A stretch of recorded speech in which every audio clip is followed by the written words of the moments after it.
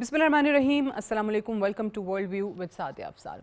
सबसे पहले इस सेगमेंट में आज हम बात करेंगे इस खित्ते की बदलती सूरत हाल की। और जब हम कहते हैं कि खित्ते की बदलती सूरत हाल, तो बहुत से लोग ज़ाहिर है दे माइट बी वंडरिंग कि क्या चीज़ है जो ऐसी तब्दील हो रही है।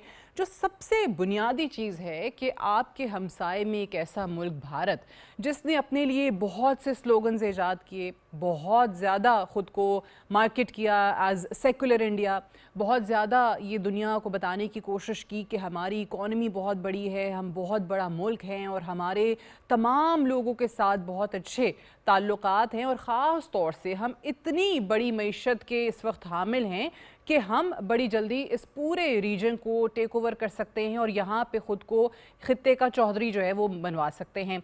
यहाँ तक कि अमेरिका ने भी उस मुल्क में बहुत ज़्यादा इन्वेस्टमेंट की कि एक चाइना के मुकाबले में इस मुल्क को तैयार किया जा सके। लेकिन फिर हमने देखा कि जो मई 2025 में जब पाकिस्तान के हाथों भारत को शिकस्त हुई, तो वो जो भारत का रहा सहा भरम था वो भी दुनिया के सामने ख़त्म होता चला गया। और साथ ही तमाम वो ममालिक जिसको हमेशा भारत ने ये कह के रद्द किया, मुस्तरद किया कि ये छोटे ममालिक हैं, इनकी कोई हैसियत नहीं है, और अपनी अजारादारी थ्रू डिफरेंट मीन्स उन ममालिक पे कायम करने की कोशिश की। अब वो भी आहिस्ता आहिस्ता आप देखें तो ख़त्म हो रही है। पाकिस्तान के साथ ताल्लुकात पहले ही सबके इल्म में हैं। और इसके अलावा अगर आप मालदीव्स को देख लें, आप श्रीलंका को देख लें, आप बांग्लादेश को देख लें, नेपाल को देख लें, भूटान को देख लें, तब तकरीबन तमाम इस रीजन के जो ममालिक हैं उनकी शिकायत जो हैं वो भारत से किसी न किसी सूरत में आती रहती हैं। बांग्लादेश की आज हम बात करेंगे। बांग्लादेश जो कि ऑब्वियसली पाकिस्तान और बांग्लादेश की तारीख़ बड़ी तल्ख़ है, बड़ी दुख भरी है जब हम तारीख़ के वाक़यात में देखते हैं जिस तरीके से सकूत ढाका हुआ। लेकिन उसके बाद वहाँ पे जो हुकूमतें रही, ख़ास तौर से अगर हम बात करें शेख हसीना वाजिद की हुकूमत की, तो इतनी नफ़रत थी, इतनी हक़ारत थी पाकिस्तान के लिए। और मोदी की ईमा पे ख़ास तौर से जो बहुत अरसे की पॉलिसीज़ बांग्लादेश ने अपनी बनाई, जिसमें तमाम तर वो चीज़ें होती आई जो कि भारत को फेवर करती हैं, और पाकिस्तान से कभी भी अच्छे ताल्लुकात की ना ख्वाहिश की गई, ना ही कोशिश की गई। और शेख हसीना वाजिद के 2024 में वहाँ से निकल जाने के बाद कैसे एकदम काया पलटती है और कैसे उनके ख़िलाफ़ अवाम निकलती है, ख़ास तौर से यूथ की बड़ी तादाद सड़कों पे आती है। और फिर जब नए वज़ीर आज़म तारिक रहमान आते हैं, तो आज के हालात ये हैं कि वो भारत जिस पे बहुत ज़्यादा डिपेंडेंस रही बांग्लादेश की, आज वो बांग्लादेश उससे दूर होता हुआ दिखाई दे रहा है।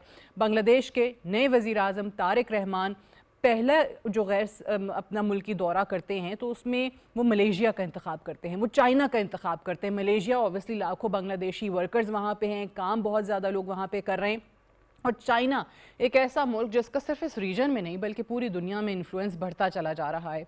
अब जो चीज़ें सामने आई हैं उसमें सबसे बड़ी अगर हम डेवलपमेंट कहें तो वो ये है कि जहाँ पे बहुत ज़्यादा MOUs पर दस्तखत हुए, तकरीबन 16-17, उसमें सबसे बड़ी चीज़ जो मिलिट्री ताल्लुक़ का बढ़ना है इन दोनों ममालिक का, मिलिट्री कोऑपरेशन। और उसमें भी J10CE की अगर हम बात करें कि 20 के करीब बताया जा रहा है कि बांग्लादेश चाइना से ये जेट्स ले रहा है, $2.2 बिलियन की ये डील है।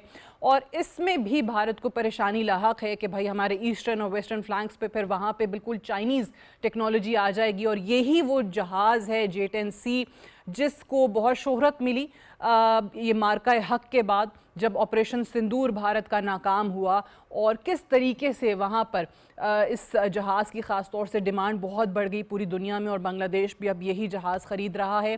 इसके अलावा भी जो बांग्लादेश के कुछ इश्यूज़ हैं, जो डिस्प्यूट्स हैं भारत के साथ, उसमें इस वक्त सर फहरिस्त शेख हसीना वाजिद को वहाँ पे पनाह देना है, उसको बांग्लादेश के हवाले ना करना है। फिर आपको अभी रिसेंट बहुत ज़्यादा बॉर्डर डिस्प्यूट्स भी नज़र आ रहे हैं, जिसमें बांग्लादेश ये कहता है कि बहुत अनडॉक्यूमेंटेड माइग्रेंट्स हैं जो कि भारत हमारे मुल्क में धकेल रहा है, और उसके ज़ाहिर है किसी के पास भी शवाहिद नहीं है। बांग्लादेश ये कहता है कि जी ये अनडॉक्यूमेंटेड हैं, तो कैसे भारत ये कह सकता है कि नहीं ये बांग्लादेशी सिटीजन्स ही हैं और इन्हीं को हमने वापस भेजना है और ये इलीगल सिटीजन्स हैं। तो एक डिस्प्यूट इस पे ये चल रहा है।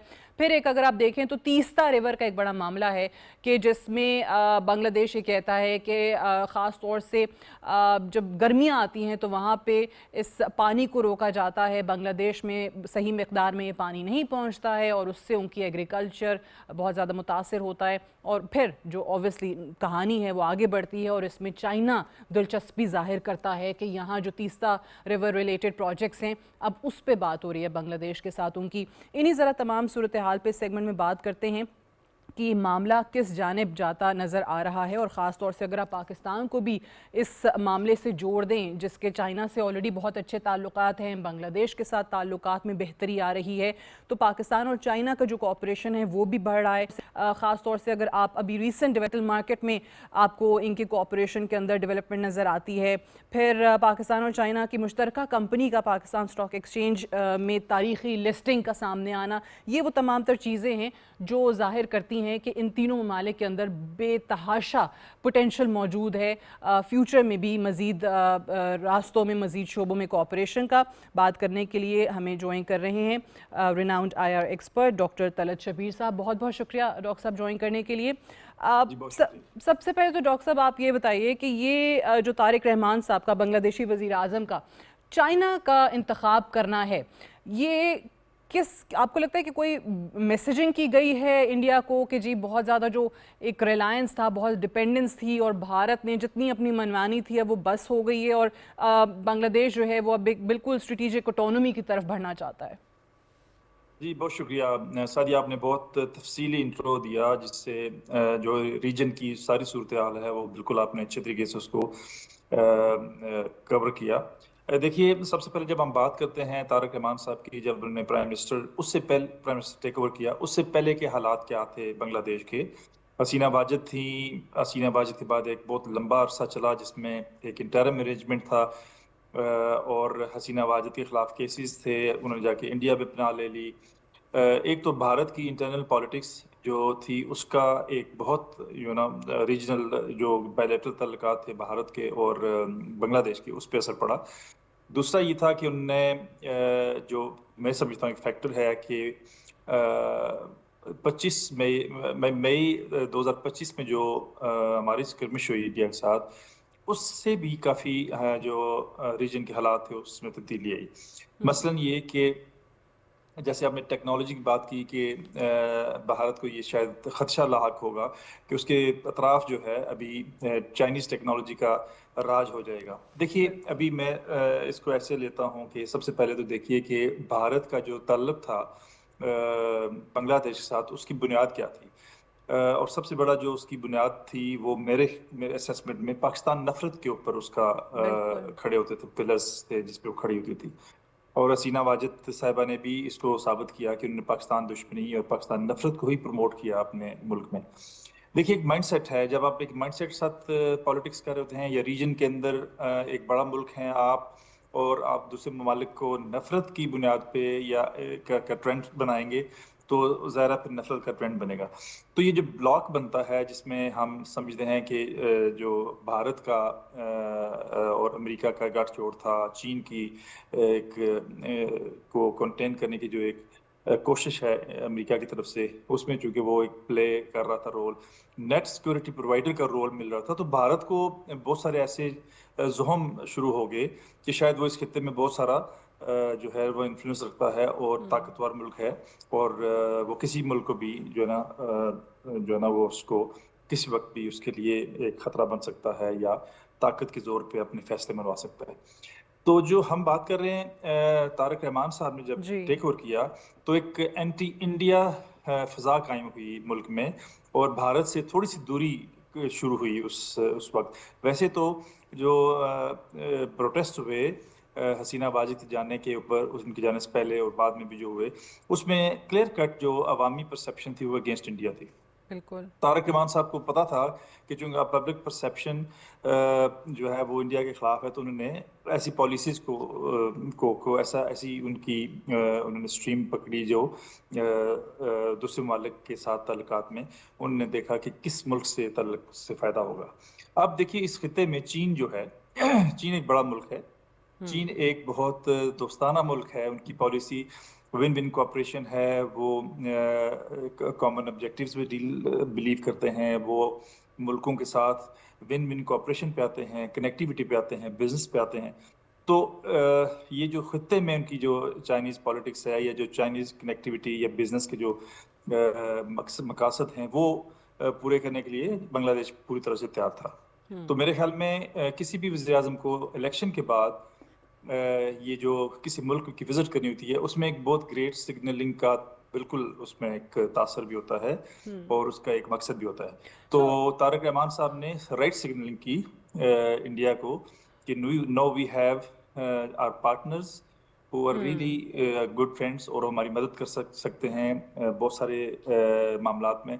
जैसे 17 MOU साइन किए वहाँ पे, तो उसमें डिफेंस के अलावा आप देखें बहुत सारी connectivity, AI, agriculture, green energy, तो बहुत सारे ऐसे एरियाज हैं जहाँ पे दोनों मुल्कों का कोऑपरेशन होगा और डेफिनेटली ये इंडिया से दूरी और चाइना उसका के मैसेज। साथ अच्छा, करावत वैसे का डॉक्टर एक साहब, मैसेज है। क्योंकि इतने एक लॉन्ग हिस्ट्री है जो बांग्लादेश की, ख़ास तौर से जब हम शेख हसीना वाजिद की बात करते हैं, भारत के साथ हर मामले में कोऑपरेशन की, कि अब इतना ज़्यादा वो रिलायंस उनकी रही है, बल्कि ओवर रिलायंस रही है। और तारिक रहमान साहब वो जो ओवर रिलायंस है इंडिया पे उसको ख़त्म करना चाहते हैं। बेसिकली वो जो एक स्ट्रेटिजिक डाइवर्सिफिकेशन है बांग्लादेश के लिए वो चाहते हैं। वो ओवर रिलायंस जितने सालों की है, जितनी मेहनत करके शेख हसीना वाजिद ने अपने मुल्क को बिल्कुल ये एक, यहाँ तक लोग कहने लग गए थे कि भारत की ये सैटेलाइट स्टेट बन चुका है, तो इससे निकलना क्या आसान होगा तारिक रहमान साहब के लिए? देखिए, बांग्लादेश कोई छोटा मुल्क नहीं है, जी। बांग्लादेश एक बहुत बड़ा मुल्क है और हमने देखा कि पिछले कई अशरों में बांग्लादेश की इकोनॉमी, उनका जो इंफ्रास्ट्रक्चर था, उस पर बहुत बड़ी मुस्बत तब्दीली आई। मेरा नहीं ख्याल कि बांग्लादेश ऐसा मुल्क था कि वो इस तरह की ओवर रिलायंस करते इंडिया के ऊपर और वो बिल्कुल ही उनकी एक सैटेलाइट बन जाते। मेरा ये ख्याल था कि उस वक्त की जो क़यादत थी उनका ये फैसला कोई इतना मुनासिब नहीं था कि जो इंडिया के ऊपर ओवर रिलायंस। देखिए, इतनी बड़ी इकॉनमी है, इतने बड़े पॉपुलेशन है, इतने डायनामिक पॉपुलेशन है बांग्लादेश की और आपने देखा कि उन्होंने कैसे डायनामिज्म था उनकी यूथ के अंदर और उन्होंने एक पूरे सिस्टम को जो बहुत सालों से शिकंजा किए हुए था हुकूमती मामलात पे, उन्होंने परे किया और उन्होंने एक नई सिमत इख्तियार की और बहुत डायनामिज्म दिखाया उन्होंने अपनी पॉलिटिक्स में, पर्टिकुलरली यूथ ने, और उन्होंने एक नई सिमत ली। तो ये ओवर रिलायंस, मेरा ख्याल था कि उस वक्त भी शायद ये कोई very well thought out idea नहीं था बांग्लादेश की क़यादत का और उन्होंने ज़्यादा कर दिया। जब आप एक मुल्क हैं, आप इतना बड़ा मुल्क हैं, तो आप मेरे ख्याल में, और इकॉनमी में भी Bangladesh has been doing very well in the past, तो कोई इतनी ज़्यादा रिलायंस की ज़रूरत नहीं थी। लेकिन जो मैंने पहले मेंशन किया जी। कि पाकिस्तान दुश्मनी, ट्रू। पाकिस्तान मुखासमत कॉमन एक फैक्टर फैक्टर था। था, कॉमन फैक्टर था, जिसकी वजह से ये दोनों मालिक नहीं, दोनों मालिक की जो क़यादत थी वो करीब आई। अच्छा, एक बहुत ऐसा मामला ख़ास तौर से पाकिस्तान भी क्योंकि उस चीज़ से गुजर रहा है, पाकिस्तान ने भी मामला इंटरनेशनली आपने देखा ये उठाया है, इंडस वाटर ट्रीटी को एक तरफ़ा तौर पे इस तरीके से जो भारत ने ख़त्म करना या उसको मनसूख करने की बात की है, कर नहीं सकता है वो। लेकिन ये सिर्फ पाकिस्तान के साथ ही नहीं है, ये अब जिस तरह हम बांग्लादेश से सुन रहे हैं तीस्ता रिवर का मामला, कि जिस पे बहुत ज़्यादा मिलियंस ऑफ फार्मर्स ख़ास तौर से वो इसी पानी पे इन्हिसार करते हैं फॉर इरिगेशन, और 1980s से मुसलसल इनके इस मामले पे निगोशिएशंस चल रही हैं। बल्कि I think if I am not wrong 2011 पे कोई अग्रीमेंट भी हुआ था, लेकिन फिर उस पर अमल नहीं हो सका था और वो मामला दरमियान में ही रुक गया था। और अब इस पे चाइना, आपको क्या लगता है कि वो किस किस्म के प्रोजेक्ट्स ऑफर कर सकता है बांग्लादेश को, और ये इंडिया इसको कितने बड़े ख़तरे या चैलेंज के तौर पर लेगा?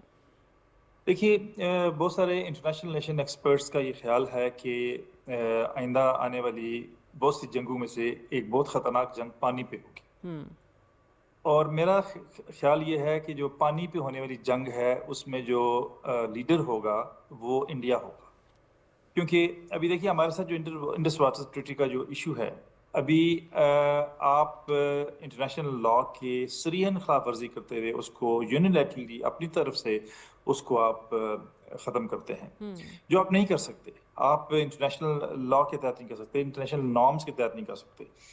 इसी तरह का जो इशू है वो बांग्लादेश में भी है और इंडिया उसको भी ऐसे ही जो हट धर्मी के साथ डील करना चाहता है। लेकिन ये देखिए, ये ऐसा हो नहीं सकता, आप ऐसा कर नहीं सकते जिस जिस जैसे हमने इस पे मौक़िफ़ इख्तियार किया। कि क्योंकि water is very important thing, it's very important issue, ये इस पे कम्प्रोमाइज़ नहीं हो सकता। फॉर एग्जांपल पाकिस्तान की अभी स्टेटेड पॉलिसी है जी कि हम इसको इस वाटर पे कोई भी किसी किस्म के भी खिलाफ वर्जी को हम जंग तस्वर करेंगे, और राइटली सो। हमारा इस पे देखिए, हमारी हमारी इकोनॉमी का, हमारी एग्रीकल्चर का इन्हिसार इस बात पे है, वाटर के इशू पे। तो ये तो हो गया हमारे जो इंडिया का ख़ास रवैया है। देखिए चीन का एक किरदार है, चीन डेफिनेटली कैन ऑफर, चीन के पास एक्सपर्टी है, वो पानियों को इस्तेमाल करना जानते हैं, वो एग्रीकल्चर में बहुत आगे बढ़ चुके हैं, उनकी एग्रीकल्चर के अंदर जो तहकीक है उसका वो अपनी महराज को पहुंचने वाली है। तो मेरा ख्याल है कि China will have lot to offer to Bangladesh with regards to water management. देखिए पहले तो मैनेजमेंट है ना, कि वो कैसे इस बिल्कुल। क्राइसिस को डील करना पोलिटिकल इशू है, लेकिन वाटर को मैनेज करना will be I think technical issue होगा, और चीन बांग्लादेश की मदद करेगा। देखिए चीन ने हमेशा अपने नेबर्स में, देखिए चीन की एक मैं पॉलिसी आप बताऊं कि चीन अपनी पेरिफेरी में, अपने रीजन में, ये जो उनका कनेक्टिविटी का, बिजनेस का, जो गुडविल का एक उनका इनिशिएटिव्स हैं बहुत सारे जो कर चुके हैं, उसका जो मैवर है, वो फोकस है, वो उनके नेबर्स और नेबरिंग कंट्रीज हैं। ठीक। और आपकी जान के हैरानी होगी कि लोग कहते हैं चाइना के 14 नेबर हैं, लेकिन चाइना ने ऐसा नहीं कहा। चाइना समझता है कि हमारे 29 नेबर हैं, हमारे 36 नेबर हैं। वो बहुत सारे ऐसे लोगों को भी नेबर समझते हैं जो उनसे अच्छे ताल्लुकात की उम्मीद रखते हैं, और वो इस रीजन में रहते हैं। तो चाइना की जो नेबरहुड की डेफिनेशन है वो बहुत इंपॉर्टेंट है जानने के लिए, कि China has expanded it's neighbourhood. वो सिर्फ इसलिए कि वो बहुत सारे ममालिक जो डेवलपिंग कंट्रीज हैं उनकी हेल्प करना चाहते हैं। सही। तो इंडिया, देखिए इंडिया तो का जो इसका माइंडसेट, कंपैरिजन कर जरा उससे भी कर ले, वो जो इंडिया ने अपनी नेबरहुड फर्स्ट पॉलिसी बनाई थी, वो कहाँ गई जी आज? जी जी, देखिए मैं आपको बताऊं कि बड़ा मुल्क होना और बड़ा स्टेट्समैन होने में फ़र्क है। फॉर एग्जांपल इंडिया बड़ा मुल्क है, हम सारे मानते हैं, लेकिन बदकिस्मती के साथ जो वहाँ पे लीडरशिप है वो इतने बड़े नहीं हैं, वो इतने जनरस नहीं हैं। जब आप एक माइंडसेट, हिंदुत्व का माइंडसेट रखेंगे, आप लोगों को सब्जुकेट करने का माइंडसेट रखेंगे, सप्रेशन का माइंडसेट रखेंगे, आप अपने नेबर्स को तकलीफ पहुंचाने का माइंडसेट रखेंगे, एंटी पीस नैरेटिव रखेंगे, तो डेफिनेटली वो ट्रेंड करेगा, और वो कभी कभी भी आपको एक ऐसा हेट्रेड कभी भी आपको वापस जो है ना मोहब्बत में नहीं मिलेगी, वो हेट्रेड में मिलेगी। तो मेरे ख्याल में इंडिया विद मोदी रिजीम अपना क्लाउड लूज कर रही है, अपना पॉलिटिकल क्लाउड वो लूज कर रहे हैं। वो मेरे ख्याल में there should be serious introspection on on that account, कि वो कैसे जो है ना सारे नेबर्स बिगाड़ेंगे, इस रीजन में वो कैसे रहेंगे, इतना बड़ा मुल्क है, वो कैसे एक अमन का जो है ना अमन के अगेंस्ट चलेंगे, तमाम अमन की एफर्ट्स के अगेंस्ट काम करेंगे। तो मेरे ख्याल में इंडिया में एक सीरियस इंट्रोस्पेक्शन की ज़रूरत है इस वक्त, पर्टिकुलरली पॉलिटिकल लेवल पे। अच्छा, इस वक्त डॉक्टर साहब जितने भी मामला चल रहे हैं, जो अभी हम बांग्लादेश और इंडिया के तनाजुर में भी बात कर रहे हैं, सो वो मेयर डिस्प्यूट्स नहीं है। अगर आप देखें पूरे रीजन के अंदर ख़ास तौर से इस वक्त आपको एक टेस्ट सा नज़र आता है कि इन्फ्लुएंस के दरमियान एक दौड़ लगी हुई है, एक इम्तहान चल रहा है between China and India. India को क्या अभी भी कोई खुशफहमी है, ख़ास तौर से मई 2025 के बाद से, कि नहीं हम वाकई चाइना का मुकाबला कर सकते हैं? वो जो इतने सालों की मेहनत करके अमेरिका ने, वेस्टर्न पावर्स ने इंडिया के दिमाग में बिठाया है कि नहीं नहीं, you are ready to take on China and we are going to use you any time we need, वो चीज़ निकली है दिमाग से या अभी भी खुशफहमी मौजूद है? मैं चंद साल पहले अमेरिका में एक थिंक टैंक में था, वहाँ पे किसी रिसर्च में वहाँ पे गया, तो कुछ अमेरिकन स्कॉलर्स का ये डिस्कशन थी कि अमेरिका इंडिया को नेट सिक्योरिटी प्रोवाइडर समझता है इन द रीजन, लेकिन यह है कि एक जो बड़ी हमारे लिए अचंभे की बात है वो ये है कि instead of taking on China, India जो है वो पाकिस्तान के साथ इंटेंगल हुआ हुआ है। तो जी। उनका ख्याल ये था कि इंडिया को हम बड़ा एक जॉइंट के तौर पे तैयार करना चाहते हैं, लेकिन वो अपने छोटे नेबर्स को जो है ना वो टैकल टैकल डील कर रहा होता है, और बहुत सारे गलत फैसले भी कर रहा होता है इस प्रोसेस में। देखिए 2025 एक डिफाइनिंग मोमेंट था for India and for the region, बिल्कुल। और उसमें मेरा ख्याल है कि अगर लेसन लर्न करना है आपने, तो it's very very clear lesson कि आपके चूंकि सबसे पहले तो आपका मिलिट्री इन्फ्लुएंस होना चाहिए, मिलिट्री पावर आपकी ऐसी होनी चाहिए जिसको आप अच्छे तरीके से इस्तेमाल कर सकें। तो मेरे ख्याल में ये जितना बड़ा दचका मिलिटरीली लगा है इंडिया को, उसके बाद उनको सबक सीखना चाहिए कि उसको अदर ऑप्शन, पीस ऑप्शंस पे भी जाना चाहिए, उसको अदर पोलिटिकल ऑप्शंस पे भी जाना चाहिए। और मेरा नहीं ख्याल कि इंडिया ने कोई लेसन लर्न किया है अपनी इस शिकस्त से जो उनको 2025 में हुई है, और उनको ये सोचना चाहिए कि वो एक बड़ा मुल्क है और कोऑपरेटिव फ्रेमवर्क की तरफ जाना चाहिए उनको, मुल्कों के साथ अच्छे ताल्लुकात के ऊपर जाना चाहिए उनको। और देखिए, चीन के साथ मुकाबला नहीं हो सकता। मेरा ये ख्याल है कि अगर अमेरिका को भी प्रॉब्लम्स हैं चीन के साथ मुकाबला करने में, देखिए चीनी मैं चूंकि चाइना का स्टूडेंट हूँ, चाइनीज़ पॉलिटिक्स का, मुझे अंदाज़ा है कि चीनी जो है वो 200 साल आगे सोचते हैं। वो जो है ना, वो बड़ी डीप थिंकिंग करते हैं। तो ये है कि उनको उनके साथ मुकाबला नहीं करना चाहिए। मेरा ख्याल है कि इंडिया को भी, तमाम मुल्कों को भी चीन की इस जो तरक्की की, उन्होंने बेमिसाल तरक्की की, उससे एडवांटेज लेना चाहिए। अब तो उसके डॉक्टर उसके साहब जो खुद आपने जैसे खुद ही मेंशन कर दिया कि वो प्रेसिडेंट ट्रम्प जब विजिट करते हैं चाइना का, तो वो तो ज़ाहिर है उनकी बातों से, उनके स्टेटमेंट से साफ ज़ाहिर है कि China has become inevitable for the United States as well. वो वेस्टर्न पावर्स जिन्होंने दहाइयों से चाइना की तरफ रुख नहीं किया था, वो जा रहे हैं, उनके रहनुमा जा रहे हैं, उनके सरबराहान जा रहे हैं चाइना का विजिट करने के लिए। देखिए, ये पूरे यूरोप में, देखिए मुझे हम चूंकि इसको 2025 के तनाज़र से शुरू जी। करते हैं। मेरा ये ख्याल है कि ईरान 2025 का जो मार्का हुआ, हमारा मार्का हक हुआ, उसके बाद और ईरान की और अमेरिका की जंग के बाद माइंडसेट बदला। देखिए, एक पॉलिटिकल माइंडसेट कंप्लीटली बदला। वो कैसे बदला कि ईरान ने अमेरिका को रेजिलियंस शो की, ईरान ने अपना एक ख़ास जो है ना, उन्होंने अपना दिफा किया, और उन्होंने बताया कि it's not very easy to, you just can't walk through Iran, ये मुमकिन नहीं है। इंडिया को हमने बताया कि इतना आसान नहीं है कि आप आएंगे और हमारे जो है ना वो सॉवरेनिटी को वायलेट करेंगे और फिर आप चले जाएंगे, ऐसा नहीं हो सकता। तो ये जो दो दो जंगें हुई हैं, इन्होंने पूरी मेरा ख्याल इंटरनेशनल पॉलिटिक्स में बहुत ज़्यादा इसके असरात नज़र आए।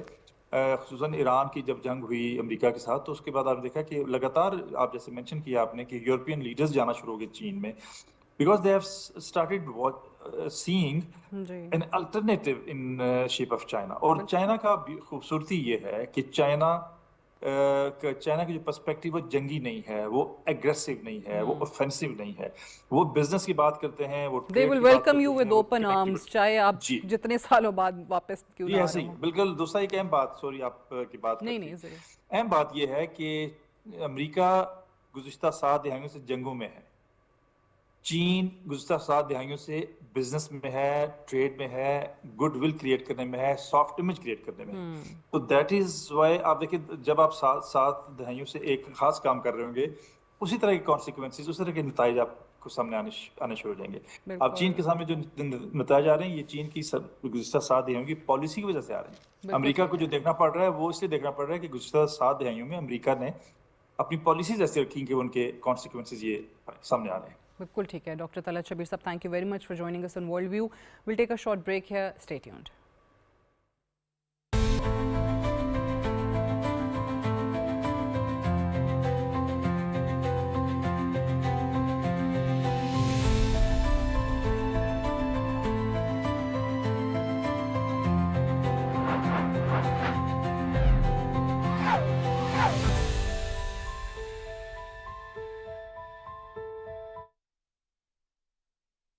الله أكبر الله أكبر الله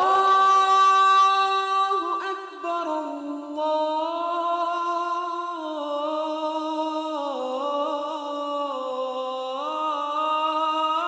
الله أكبر أشهد أن لا إله إلا الله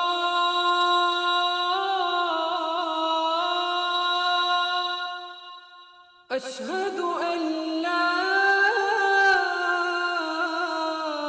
إله إلا الله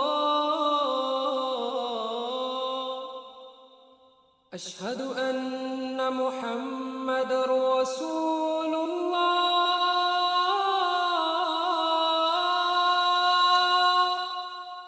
أشهد أن محمد رسول الله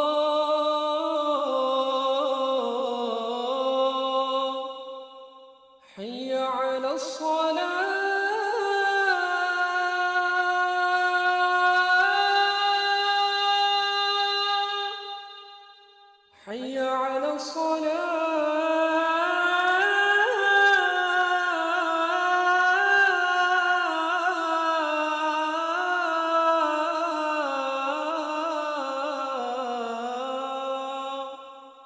حي على الفلاح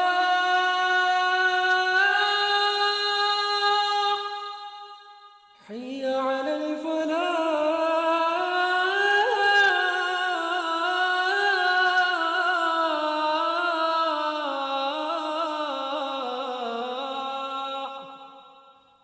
الله أكبر الله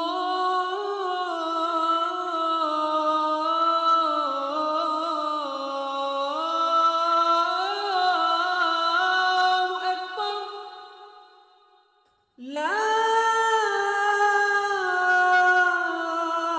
إله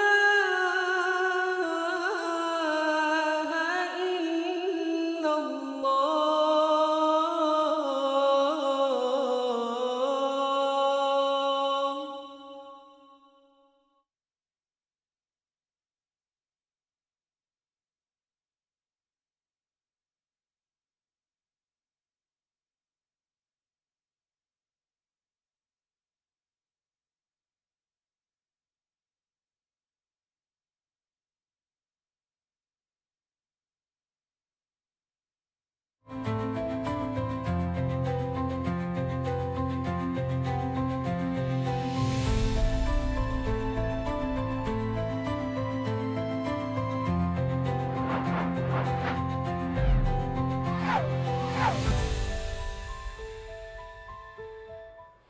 welcome back to world view with Satia Afsal. एक ऐसे वक्त में जब आपको ईरान और अमेरिका का मुआहिदा तो नज़र आ जाता है, एक डील हो जाती है, दीगर मामलात कहा जाता है कि जी 60 डेज़ के अंदर अंदर उन पे भी बात हो जाएगी, जो डिस्प्यूट्स हैं उनको रिजॉल्व करने की कोशिश होगी। लेकिन अभी भी इस मुआहिदे के बावजूद भी आपको रोज़ाना ख़बरें क्या आ रही हैं कि अमेरिका ने कहा है कि ईरान ने जो आबनाए हुर्मुज़ में हमले किए हैं, शिप्स को निशाना बनाया है, तो हमने जवाबी कार्रवाई की है और ईरान की कुछ फैसिलिटीज़ को निशाना बनाया है। ईरान की तरफ से आपको बयान जो सुनने को मिलेगा कि जी हमने जवाबी कार्रवाई के अंदर जो इस खित्ते में यानी मिडल ईस्ट में जो यूएस एसेट्स हैं उनको टारगेट किया है, और अगर अमेरिका ने हमले नहीं रोके तो हम बहुत सख्त रद्द अमल देंगे।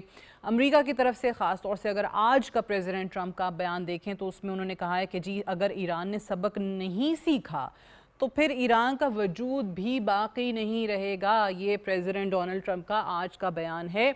अब इस पे ऑब्वियसली एक रिएक्शन है, ईरान की तरफ से भी एक रिएक्शन है, और अगर आप साथ ही जो आज ख़ास तौर से ईरानियन फॉरेन मिनिस्टर का और इराकी फॉरेन मिनिस्टर की आप जो बातचीत है या जो गुफ्तगू है मुलाकात के अंदर क्या चीज़ें सामने आई हैं उसका खुलासा देखते हैं, तो फिर यही बात हो रही है कि अगर ये झड़पें जो आज भी स्ट्रेट ऑफ हॉर्मुज़ के अतराफ़ में जारी हैं ये नहीं रुकती हैं तो फिर स्ट्रेट ऑफ हॉर्मुज़ से जो तेल की सप्लाई है जिसकी वजह से ऑलरेडी बहुत अरसा दुनिया मुतासिर रही है वो भी रुक सकती है, डिस्ट्रप्शन की तरफ मामला जा सकता है, और ये जंग पूरी दुनिया के लिए नुकसानदेह है। बार बार आप इन्हीं जुमलों के जो है वो तकरार देख रहे हैं हर तरफ से। लेकिन क्या वजह है कि इतने अच्छी ख़बर आने के बाद कि जनाब 79 के बाद से लेके पहली बार है कि दोनों ममालिक के दरमियान ये जो मिसअंडरस्टैंडिंग की वजह से या एक्सीडेंटल आप कह लीजिए कि जो अटैक्स आपको नज़र आते हैं उनसे बचने के लिए एक हॉटलाइन भी जो है वो इस्टेब्लिश कर दी गई है, आइंदा ऐसा नहीं होगा। तो ये अच्छी खबर आते आते आते आते आपको फिर ख़बरें क्या मिलती हैं कि जनाब अब बदला लेंगे, अब सख्त रिएक्शन आएगा और फिर वजूद भी बाकी नहीं रहेगा। ये हो क्या रहा है, असल जड़ क्या है इस मामले की, इस फसाद की? अगर आप इज़राइल, लेबनान और अमेरिका की बात करें तो एक ट्राइलैटरल उनका भी फ्रेमवर्क उस पर भी वो दस्तखत करते हैं और आपको हर तरफ से ये सुनने को मिलता है। जैसे फ़्रांस की अगर आप बात कर लें वो कहते हैं कि जनाब हम इस फ्रेमवर्क माहिदे की रोशनी के अंदर बाकायदा तौर पे बहाली के लिए भी काम करेंगे। लेबनान की खुद मुख्तारी की बहाली होनी चाहिए, उसको बड़ा अहम किरदार उन्होंने कहा कि जी अदा करने के लिए फ़्रांस तैयार है। ये तमाम बयानात आप एक तरफ सुन रहे हैं, लेकिन इसमें अभी भी पोजीशन ये है कि इजरायली जो फ़ौजें हैं, जो उनकी फोर्सेस हैं, वो सदर्न लेबनान से निकलने को तैयार नहीं हैं। आपको अग्रीमेंट के बाद ये बताया जाता है कि जी हर तरफ से इनखला होगा, लेकिन फौरी तौर पे दूसरी तरफ अगर आप इजराइल के वज़ीर आज़म नेतन्याहू का बयान सुन लें तो वो अपनी आवाम को मुबारकबाद देते हुए आपको नज़र आते हैं और वो कहते हैं कि जनाब ये ईरान के लिए बड़ा सेटबैक है, ये हिज़्बुल्लाह के लिए बड़ा सेटबैक है कि हमारा अग्रीमेंट तो हो गया है लेकिन हम साउथ ऑफ लेबनान में अभी भी मौजूद रहेंगे और ये हमारी विक्ट्री है। वो इसको एक फ़तह के तौर पे पेश करते हैं। तो ये इस वक्त की सिचुएशन है, इसी पे ज़रा बात करते हैं। To talk more about this I am joined by very renowned defence and security analyst brigadier Masood Ahmad Khan sahab. बहुत बहुत शुक्रिया ब्रिगेडियर साहब ज्वाइन करने के लिए। सबसे पहले फरमाइएगा कि जब आपको एक डील, एक मुआहदे के बाद भी बहुत नज़र आते हैं कैसे वक्त में कि अभी तो दोनों अतराफ़, दोनों फरीकैन बैठ के 60 डेज़ का उनके पास वक्त है कि वो डिस्प्यूट्स पे कोई आमादगी कहीं मामले को लेकर आएँ जिस पे दोनों तरफ से आपको कोई मुत्तफ़िका स्टैंस नज़र आ सके। वो चीज़ें आपको कम नज़र आ रही हैं कि जी न्यूक्लियर प्रोग्राम पे क्या बात हुई है, स्टेट ऑफ हॉर्मुज़ के ऑपरेशंस पे क्या बात हुई है। आपको सिर्फ़ और सिर्फ ऐसे बयान नज़र आ रहे हैं और बाकायदा सिर्फ बयानात ही नहीं, अटैक्स भी नज़र आ रहे हैं, हमले भी हो रहे हैं। कोई कहता है कि जी इसने हमला पहले शुरू किया और मैंने जवाबी कार्रवाई किया, दूसरी तरफ से कहा जाता है हमले नहीं रोके तो हम सख्त रिएक्शन देंगे। तो अभी तक ये चल क्या रहा है? बहुत शुक्रिया। देखें, एक तो इसमें शक कोई नहीं, ट्रस्ट डेफिसिट है आपस में दोनों ममालिक का। और फिर ऊपर से दूसरा मसला ये आ रहा है इंटरप्रिटेशन ऑफ एमओयू जो हुआ है उस पे। और फिर देखिए कि एमओयू में ये बात की गई थी जो स्टेटस को है, जो पहले के हालात वाकयात है वो मेंटेन किया जाएगा और 60 दिन में बाकी बातचीत होगी और हॉस्टिलिटीज खत्म होगी, इंक्लूडिंग लेबनान वगैरह से बात की थी। लेकिन अब ये है तो दैट्स वाई इंटरप्रिटेशन की जब बात आती है तो ईरान कहता है कि स्ट्रेट ऑफ हॉर्मुज को फिलहाल मैंने मैनेज करना है, मेरा ही कंट्रोल था, तो मेरी बात यहाँ पे चलनी चाहिए। सो दैट्स वाई देखिए ईरान ने जो वहां पे आप समझ ले जो कार्ड्स खेले अपने, तो उन्होंने ये किया है कि उन्होंने जो सेंटर वाली साइड थी स्ट्रेट ऑफ हॉर्मुज में उसको माइन कर दिया है। और इसके अलावा जो बाकी उनको ये कहा है शिप्स को, जो वेसल्स को, वो आएंगे तो ऊपर वाले नादरन रूट से आएंगे। और वो रूट है कि आप केशम आइलैंड के साथ और लरक आइलैंड से गुजरेंगे, that is the Iranian area of responsibility. सबको पाबंद किया, उन्होंने कहा कि आप साउथ से नहीं जाएंगे जो ओमान के एरिया बनता है। तो दैट्स वाई देखिए जो 25 तारीख को उन्होंने स्ट्राइक्स किया, सिंगापुर का कमर्शियल शिप वो उस साइड से गुजर रहा था और जिसको बुनियाद बना के फिर अमेरिका ने स्ट्राइक्स किए हैं, फिर ईरान ने स्ट्राइक्स किए हैं। और फिर इसके बाद हमने देखा कि बहरीन पे भी अटैक्स हुए हैं, कुवैत पे भी अटैक्स हुए हैं, फिर अमेरिकन अटैक्स हुए हैं स्ट्रेट ऑफ हॉर्मुज में। एक तो ये है कि देखें कि एक तो ये मैसेज है कि ये जो एमओयू हुआ फ्रिजाइल पीस है, एक ट्रस्ट डेफिसिट है। सो दैट्स वाई इंटरप्रिटेशन की मसला आ रहा है। दूसरा फिर ये भी है, अमेरिकन भी ये मैसेज देना चाहते हैं कि हमारी प्रेजेंस से स्ट्रेट ऑफ हॉर्मुज में, इसका ये होना का मतलब नहीं है कि Iran is all in all. So that's why आप देखें कि साउथ में अमेरिकन जो नेवी है वो बैठी हुई है ओमान वाली साइड पे। तो दैट्स वाई तमाम शिप्स और वेसल्स की कोशिश होती है कि उस साइड से गुजरे ताकि ऊपर से ना आए।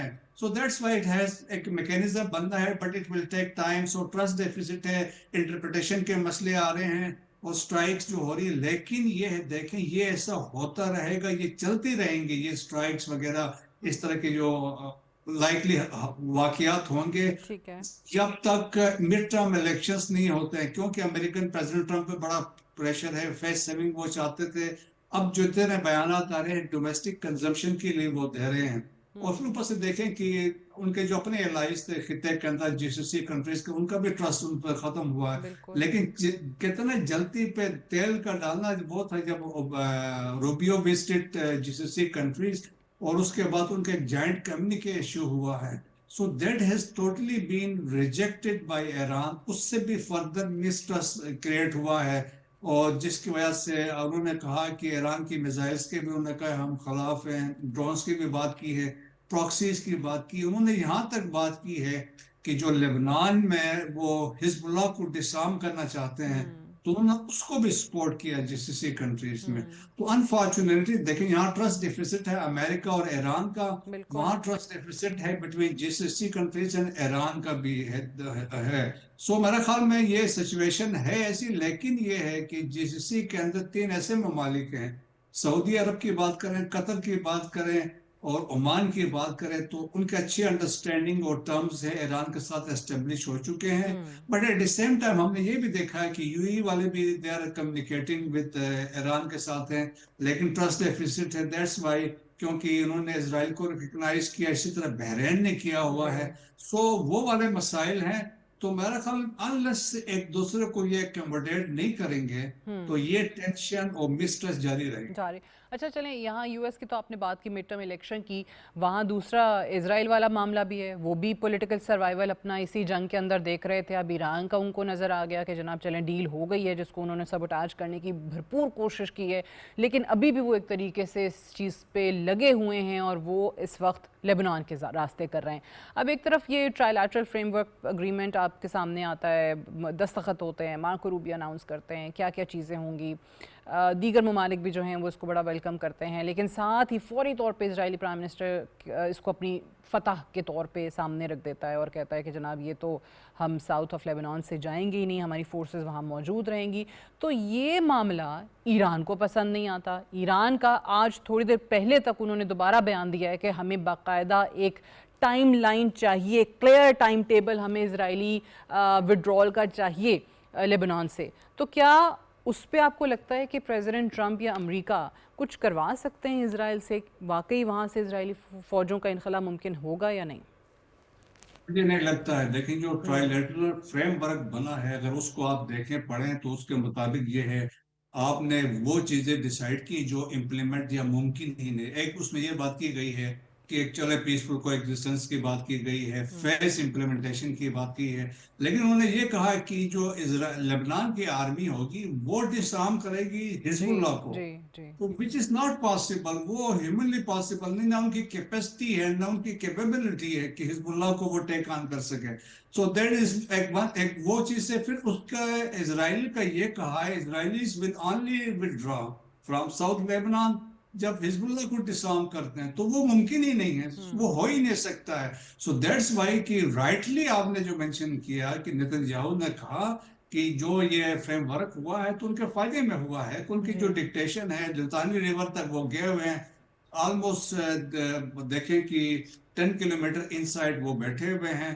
तो उस हिसाब से दे विल रिमेन देयर, वो बफर बना के बैठ जाएंगे। कुछ पॉकेट्स में उन्होंने कहा कि वो रीएडजस्टमेंट कर देंगे, तो वो है। फिर आपने देखे ईरान के अंदर, लेबनान में हमने देखा बैरूत में प्रोटेस्ट हो रहे हैं, लोगों ने इसको जो एग्रीमेंट को फ्रेमवर्क को रिजेक्ट कर दिया है, उन्होंने कहा ये हमारे अगेंस्ट है। सो दैट्स वाई ईरान भी इसको रिजेक्ट कर रहा है। फिर ईरान ने अपने कार्ड्स, इसलिए मैं कहता हूँ हमेशा बहुत अच्छे खेले हैं कि उन्होंने बेसिकली लिंक कर दिया है ईरान का थिएटर को और लेबनान के थिएटर को एक कर दिया है। सो दैट्स वाई आप देखें कि जब उन्होंने सीज फायर करवाया तो that was a diplomatic victory for Iran की इनिशियली, जो उन्होंने प्रिवेल किया था। तो अभी भी है, देखें कि है। लेकिन उस एमओयू में एक ये चीज हम कह सकते हैं कि उसमें ये बात नहीं की गई है कि इजरायली डिफेंस फोर्सेस कब वहां से विड्रॉ करेंगी और आगे फ्यूचर क्या होगा। सो एक ऐसा है, तो अभी तक आप समझ लें कि साउथ लेबनान में जो इजरायली से वो अभी वहीं पर रहेंगे। अभी मुझे नहीं लगता है कि नियर फ्यूचर वो वहां से प्रेसिडेंट ट्रंप उनको फोर्स नहीं कर सकेंगे नेतन्याहू नहीं को कर इस मामले पे। सकते, क्योंकि आपने जिस तरह बात की, देखें नेतन्याहू के अक्टूबर में इलेक्शंस होने हैं, तो वो तो एक चीज को लेकर चलेगा, वरना ऑलरेडी वो मुश्किल में पड़ा हुआ तो है। इससे क्योंकि वो चांसेस तो आपको क्या नज़र आते हैं? जैसा प्रेसिडेंट ट्रंप आज भी अगर ये कहते हैं कि जी अगर ईरान ने सबक ना सीखा तो फिर ईरान का नामो निशान नहीं रहेगा, ईरान का वजूद बाकी नहीं रहेगा, विदाउट रियलाइजिंग कि ये बात अमेरिकन को या उनके अपने जो वोटर्स हैं, सपोर्टर्स हैं, majority of them they are not liking it. वो इस वॉर को जो इनिशिएट की गई उसको पसंद ही नहीं करते हैं, लेकिन आज भी उनका बयान वही है। सो इसी तरीके से इजराइल में भी, जहां नेतन्याहू की भी मुखालफत है, प्रोटेस्ट हुए हैं बाकायदा तौर पे, वो breach of trust and corruption charges and what not, और ख़ुद वो जो उनके साथ वॉर कैबिनेट में लोग बैठे हुए हैं वो भी अब उनकी मुखालफत में आना शुरू हो गए सामने। तो आपको इनके लिए चांसेस क्या नज़र आते हैं पोलिटिकली?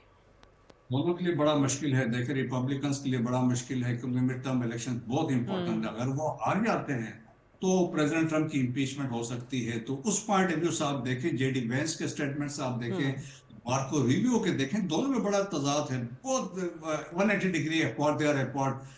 जेडी वेंस से बातचीत की बात कर जी रहे हैं, एक सॉफ्ट इमेज शो कर रहा है। रूबियो आप जिस तरह आप किसी कंट्रीज में गए और वहां पे एक हार्ड लाइन उन्होंने ली है, तो वो फिर इसराइल के अंदर आप देखें कि फार राइट वाले हैं या वो नेतन्याहू को बड़ा प्रेशर आ रहा है कि भाई आप तो जंग हार गए हैं, और फिर वो अमेरिकन प्रेशर भी आ रहा है कि आप सीज फायर को ऑनर करें, जिस तरह 92% जो पब्लिक वहां पे समझती है कि अमेरिकन या है या इजरायली से वो हमें सेटबैक हमें हो चुके हैं।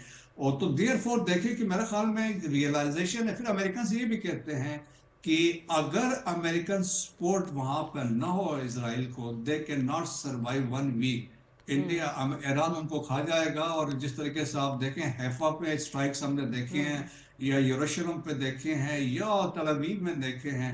तो मेरे ख्याल में अगर आप समय इमेजिन करें, अगर 432-300 साइमल्टेनियस बैलिस्टिक मिसाइल जाते हैं तो फिर क्या हो।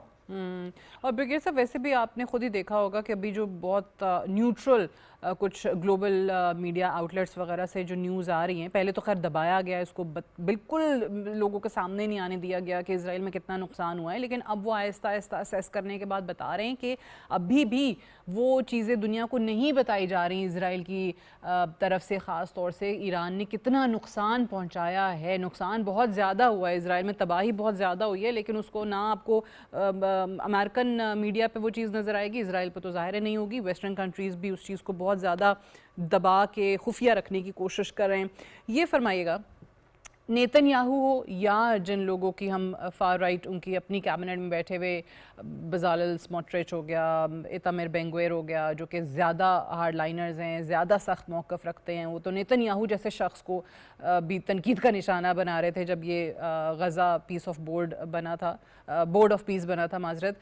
ये मुझे फरमाइएगा कि अगर आप नेतन्याहू की शिकस्त देखते हैं तो उनका वो जो एक एम्बिशन है, जो एक्सपेंशनिस्ट एजेंडा है, क्या उसको भी कोई नुकसान पहुंच सकता है, ख़ास तौर से अगर उससे ज़्यादा हार्ड लाइनर्स इसराइल के अंदर मौजूद हों तो? मेरे ख्याल में वो आइडिया जो था ना ग्रेटर इजराइल का, वो खत्म हो गया है कि अब वो हो नहीं सकता है। अच्छा। क्योंकि अभी आप देखें कि वो एक तो दुनिया में वो चाह रहे थे ना कि जिस तरह ये अमेरिका प्रीवेल करेगा, अब्राहम अकॉर्ड्स होंगे, और इस तरीके से वो एक पावर के तौर पे मिडिल ईस्ट में, स्पेशली वेस्ट एशिया में इसराइल रहेगा। लेकिन ईरान की जो इमरजेंस हुई है इसके बाद से मिलिटरीली भी मजबूत है, डिप्लोमेटिकली भी वो निकले हैं। और अभी तो थिंक टैंक्स ये भी कहते हैं कि it will be one of the major powers in West Asia, तो उसका बड़ा इन्फ्लुएंस होगा। फिर ऊपर से आप देखें, एक क्वाड, एक रीजनल 4 कंट्रीज का बनता जा रहा है, जिसमें अब 4 बड़े इंपॉर्टेंट कंट्रीज है, पाकिस्तान है, सऊदी अरब है, तुर्की है, इजिप्ट है। तो ये अलायंस में basically it is against the Israeli expansion के अगेंस्ट बनी है। सो उधर से भी एक बड़ा मैसेज गया है। तो आप फ्यूचर में आप देखेंगे जब ईरान वाला सेटल होता है चीजें, तो ईरान भी इसको ज्वाइन करेगा, तो और भी बहुत सारे ममालिक होंगे। सो मेरे ख्याल में अगर ये कम्बिनेशन बनती है तो इसराइल के जो अजाइम थे वो अब मुमकिन नहीं है। और फिर ऊपर से ये भी देख लें कि America is a declining power, वो अब बात नहीं रही है। अब दुनिया में लोग मानते हैं कि it is a multipolar world, जिसमें चाइना है, रशिया है और अमेरिका 3 बड़ी ताकतें हैं, और जिसके नीचे मिडिल पावर्स आ चुकी हैं जो बड़े अपने आप को एक्सर्ट कर रहे हैं। लाइक पाकिस्तान भी है, जिस तरीके से हमने मार के हक के बाद no we have become a middle power है, हम एक न्यूक्लियर पावर भी हैं, हमारे जियो स्ट्रेटेजिक पोजीशन में, लोकेशन में। दैट्स वाई आप देखें कि दुनिया भर के लोग पाकिस्तान की तरफ आ रहे हैं। तो सिमिलरली तुर्किया है, बहुत बड़ा टेक्नोलॉजी, इकोनॉमी, मिलिटरीली बड़े स्ट्रांग है। सो मेरा ख्याल में जो उनके मकासद थे अब वो पूरे नहीं हो सकते हैं, क्योंकि लेकिन ये है कि सऊदा लेबनान में बैठा है। लेकिन ये है कि कुछ इस सीरिया के एरिया जो इलाके हैं, गोलान हाइट्स के ठीक है। 600 स्क्वायर किलोमीटर, वो उसने ऑक्युपाई किया जब इनकी गवर्नमेंट चेंज हो रही थी, अहमद शरा टेक ओवर कर रहे थे। बट सब्सिक्वेंटली देखे सीरिया को भी सपोर्ट सऊदीज की भी है और तुर्किया के भी इसमें शामिल है। सो लेकिन ये है कि अब जो ब्लॉक बनने जा रहा है, whether you call it Islamic NATO है या जो भी है, लेकिन एक बड़ा वाज़ेह मैसेज है कि इसराइल अभी उसको फर्दर आगे नहीं चलने देंगे। फिर दूसरी इंपॉर्टेंट चीज ये है कि Israel is totally dependent on the American aid, जो $4 बिलियन है ईयरली उनको मिलती है। अगर ये भी नहीं मिलेगी तो मेरा ख्याल में उनके लिए बहुत मुश्किलात होंगी, सही। Despite the fact that's why कि ट्रम्प के ऊपर भी प्रेशर था और ट्रम्प ने उसको कई जो सब कुछ उसको गालियां जो देता रहा है बिल्कुल। क्योंकि वो चाहता था कि ये चीजें तो सेटल हो। बिल्कुल सही, इनका जो ग्रेटर इजराइल का एजेंडा है बहुत बड़ा धचका लगा है। Brigadier Masood Ahmad Khan sahab, thank you very much for joining us on world view. Will take a short break है, ब्रेक से वापस आएंगे तो आप देख सकेंगे हमारा एडिटोरियल सादिया स्टेक।